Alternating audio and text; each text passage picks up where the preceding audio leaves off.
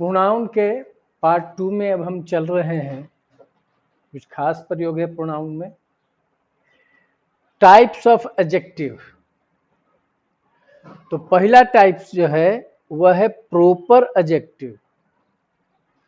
Proper noun से बनने वाले एडजेक्टिव्स, प्रॉपर नाउन से बनने वाले एडजेक्टिव्स प्रॉपर एडजेक्टिव्स कहलाते हैं। जैसे प्रॉपर नाउन में हो गया इंडिया, तो proper adjective Indian.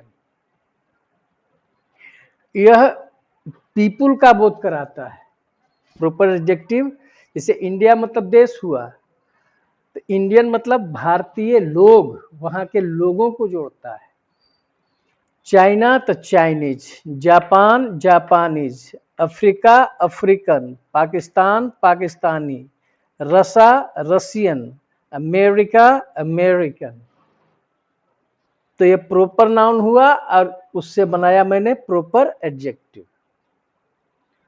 Proper adjective में याद रखना है कि प्रॉपर एडजेक्टिव का पहला लेटर जो है वो कैपिटल में ही हमेशा होना चाहिए।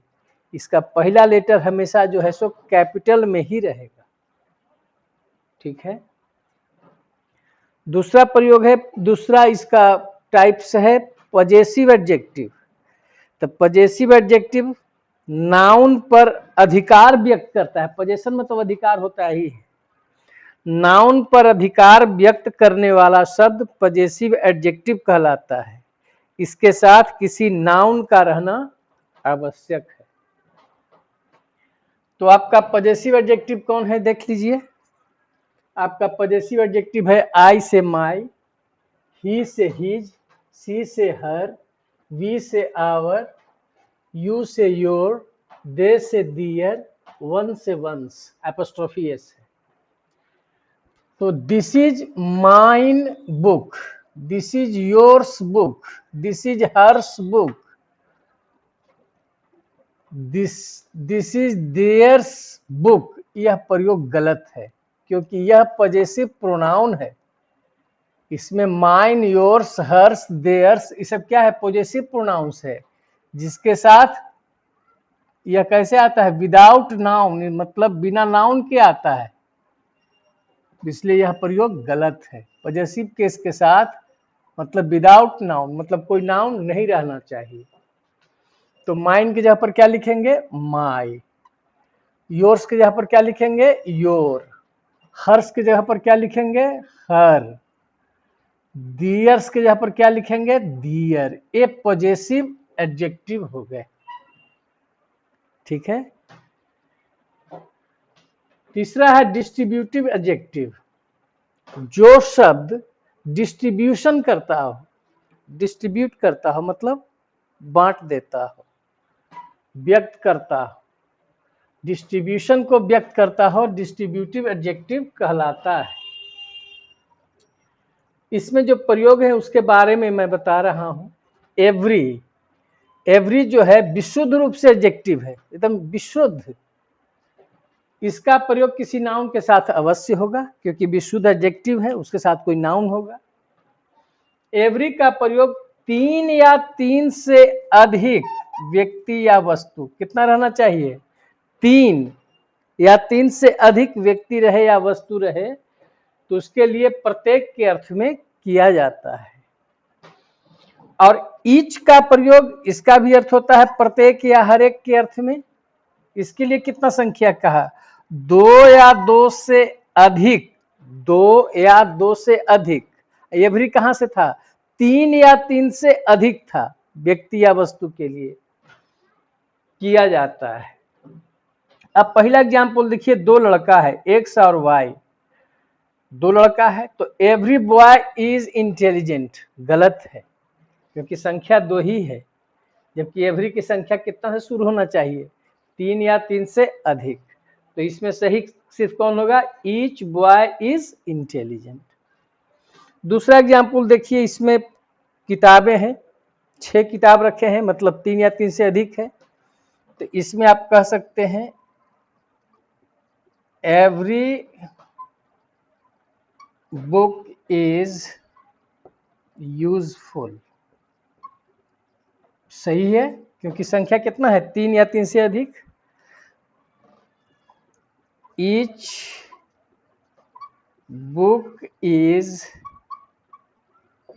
यूजफुल, यह भी सही है, क्योंकि ईच का भी प्रयोग 2 या 2 से अधिक में होता है।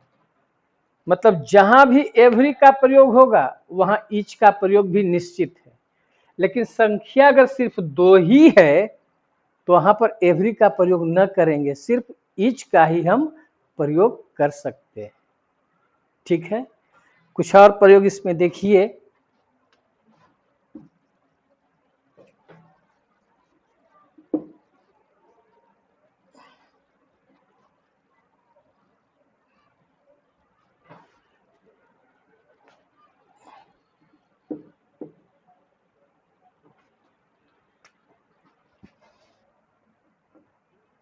आइदर का प्रयोग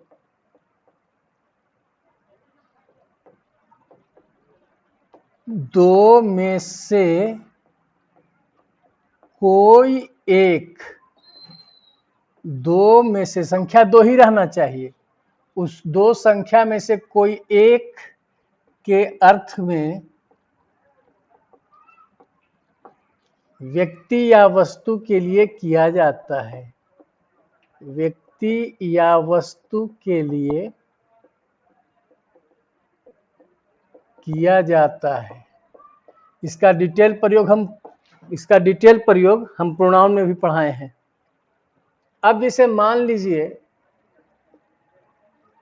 कि 2 किताबें हैं, तो कहा you can take either book, either book मतलब तुम ले सकते हो आइदर बुक, मतलब ये दोनों किताब में से कोई एक ही ले सकते हो। इस पर एक और एग्जाम्पल हम दे सकते हैं, आइदर बुक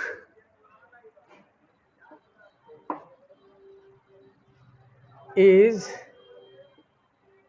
न्यू। कहा कि इन दोनों किताबों में से कोई एक किताब नई है। ठीक है, अब आया नाइदर। नाइदर का प्रयोग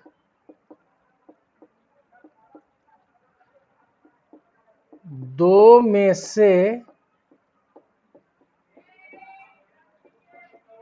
कोई नहीं के अर्थ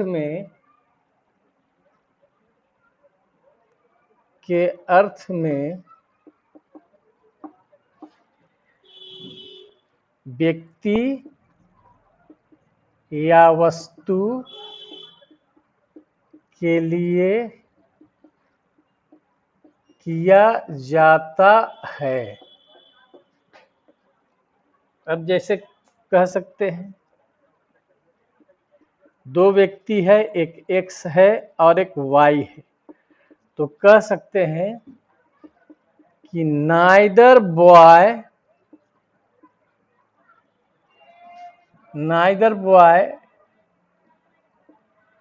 हैज हेल्प्ड मी, मतलब इन दोनों लड़कों में से कोई नहीं मेरी मदद किया है, मतलब दोनों में से कोई नहीं।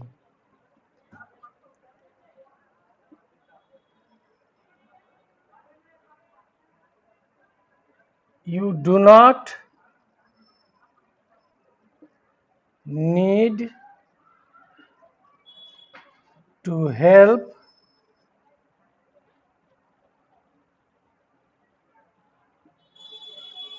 you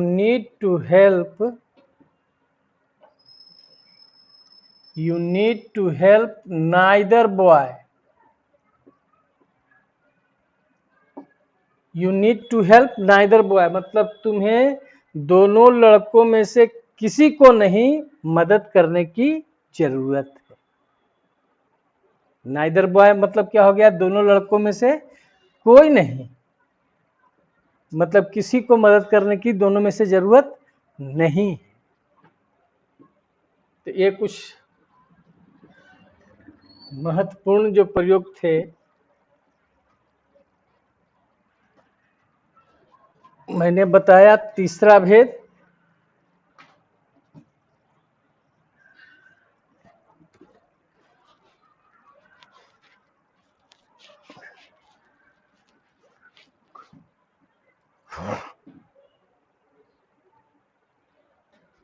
चौथा भेद है डेमोन्स्ट्रेटिव एडजेक्टिव।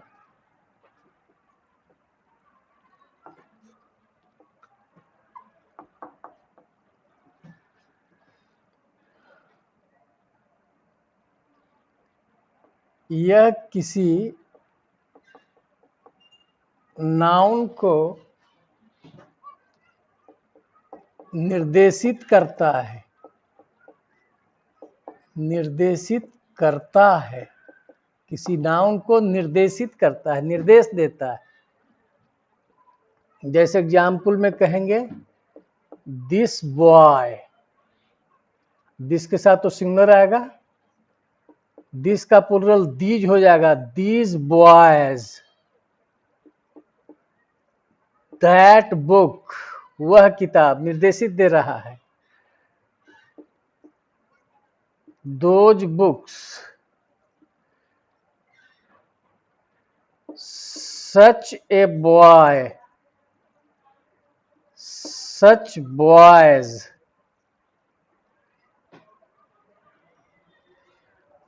ए सर्टेन, मतलब कोई, कोई, कोई अर्थात अनिश्चित।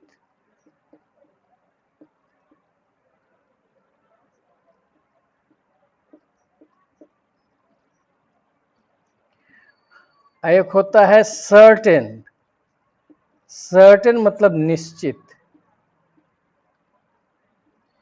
देखिए यहां पर कंफ्यूजन ना हो, ए सर्टेन और सर्टेन में अंतर समझना है। तो दिस बॉय का मतलब हो गया कि यह लड़का, मतलब नजदीक, नजदीक के व्यक्ति या वस्तु को बताता है। दीज बॉयज, ये भी नजदीक के व्यक्ति या वस्तु को दर्शाता है। दैट बॉय है मतलब बुक, तो दूर के व्यक्ति या वस्तु को दर्शाएगा। दोज बुक्स, दिस का प्लूरल जो है सो दीज हो गया प्लूरल, और दैट का प्लूरल दोज हो गया। दोज बुक्स दूर के व्यक्ति या वस्तु को दर्शाता है। सच ए बॉय, ऐसा लड़का, इसके साथ नाउन जो है सिंगुलर भी आ सकता है और प्लूरल भी आ सकता है। नाउन के ऊपर एस प्लस पी लिखे हैं, इसका मतलब नाउन सिंगुलर या प्लूरल। तो देखिए सच ए बॉय, यहां पर सिंगुलर आया, और सच बॉयज, ऐसे लड़के, प्लूरल रूप में आया है। A certain, a certain boy मतलब कोई लड़का, कोई अनिश्चित लड़का। तो ए सर्टेन के साथ नाउन जो आएगा वो हमेशा सिंगुलर ही आएगा, लेकिन सर्टेन के साथ जो नाउन आएगा वो प्लूरल आएगा। ये ध्यान रखना है। जैसे लिखे हैं ए सर्टेन बॉय, मतलब कोई लड़का, कोई अनिश्चित लड़का। सर्टेन बुक्स, मतलब मैंने सर्टेन बुक्स मांगे हैं, मतलब कोई निश्चित, निश्चित किताब है। तो ए सर्टेन बॉय मतलब कोई लड़का, अ सर्टेन बुक्स निश्चित किताबें,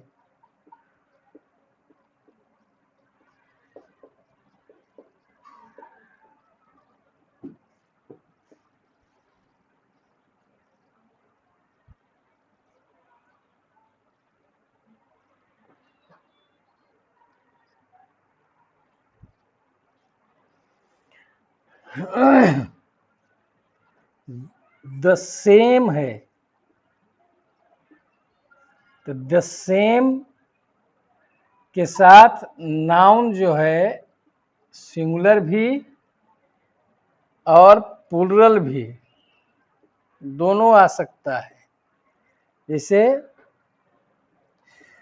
द सेम बुक,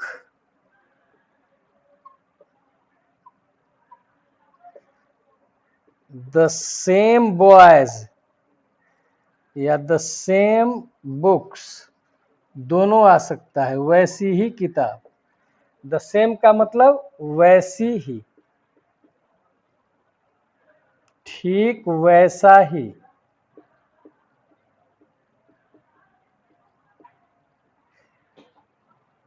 तो ये आपका डेमोस्ट्रेटिव प्रोनाउन में था this, these, that, those, such, a certain, certain, the same.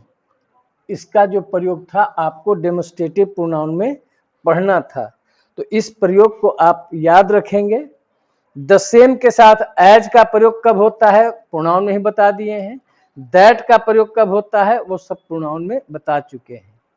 तो मैंने 4 भेद अभी तक बताया है, फिर आगे पार्ट 3 में हम प्रोनाउन में देखते हैं।